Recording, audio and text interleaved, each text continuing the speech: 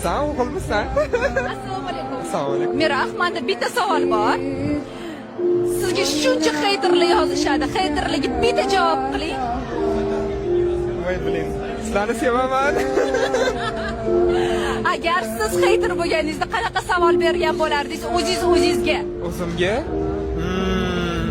Qizmisan, o'g'ilmisan? Endi shu savolingizga bitta javob berib yuboring. Hozir to'lib ketaman, kakras ketdim. Qaysi biriga kirasiz? O'g'il bolaniki-mi, qiz bolaniki-mi? Xeyterlarim kelsa o'zim ko'rsataman. O'zingga kengligi yer osmonchalik bo'lgan jannatni eslatdi. Bu dunyoda och qolasan, chorasiz qolasan, xafa bo'lasan, kasal bo'lasan, haqlaring poymol bo'ladi, zulm ko'rasan, shunda tushkunlikka tushib ketasan. Hayotdan zerikish paydo bo'ladi. Agar mana shunday holatga kelib qoladigan bo'lsang, birodar, Robbingning huzurida seni kutib turgan, sen uchun tayyorlab qo'ygan jannatni o'zingga eslat. Inshaalloh o'sha jannatga borasan.